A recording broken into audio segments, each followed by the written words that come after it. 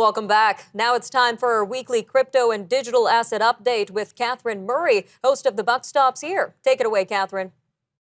Thanks, Nima. Hello, everyone, and welcome to your weekly crypto and digital asset update. I'm Catherine Murray. We do continue to see Bitcoin and cryptocurrencies trade relatively unchanged today, but there has been quite a bit of movement this week in line with the equity markets, where we've seen some nice rallies, but also some big drawdowns. In other words, there's a lot of volatility still in the markets with respect to risk assets. Adding on to the pressure to the downside as it relates to cryptocurrencies, of course, the FTX fallout has really weighed on investor sentiment within the space. So that's another added pressure to the downside for cryptocurrencies. Having said that, the market cap right now for cryptocurrencies stands at $740 billion. Recall the height was 3.1 trillion, around that level. So significant declines within the cryptocurrency values. And again, of course, the FTX fallout is weighing on the price of cryptocurrencies as well. Bitcoin is still the dominant at about 41% of the total market cap, and Ether's at about 18%. So no real change there in terms of the dominance. Cryptocurrencies, of course, well, Bitcoin in particular, is trading around 16,000 right now. It looks to be down by about 4% week over week. We're also, of course, keeping our eyes on the FTX fallout. There continues to be many developments there. Two of the FTX founders and also Sam Bankman-Fried's closest associates have pled guilty to fraud and are cooperating with authorities.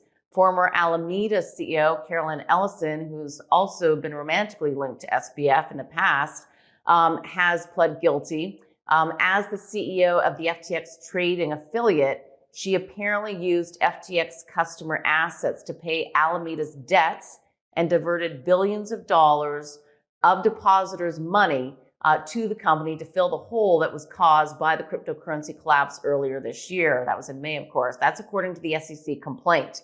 The SEC claims that Ellison and SBF, Sam Bankman-Fried, schemed to manipulate the price of FTT, which was the token issued by FTX.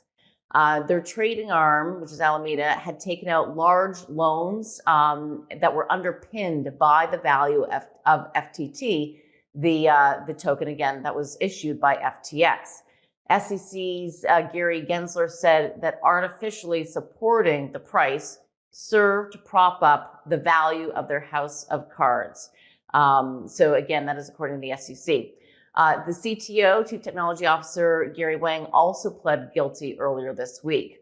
And the charges here for Ellison, about seven charges of fraud. The maximum penalty there apparently is 110 years in prison. But both of these individuals are cooperating with authorities, and so therefore perhaps less penalty going forward for them. Meanwhile, this week, Sam Bankman-Fried was released on a $250 million bond package. He was extradited to the United States from the Bahamas yesterday.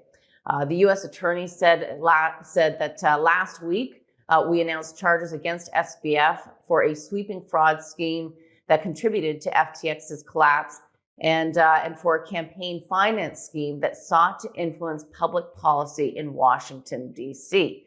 So again, a lot to follow here.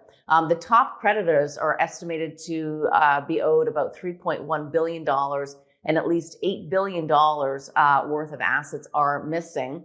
Interestingly, on that note, as it relates to the creditors and who these investors are, a judge agreed to allow media organizations to intervene in the FTX case and argue to have creditors' names revealed. We'll see where that goes.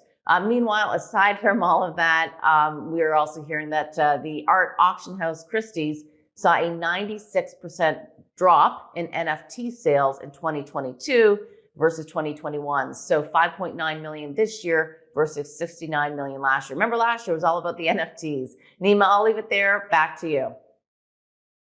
All right, thanks for that, Catherine. Again, that was Catherine Murray, host of The Buck Stops Here, which airs on Sundays at 9 a.m. Eastern only on the News Forum Network.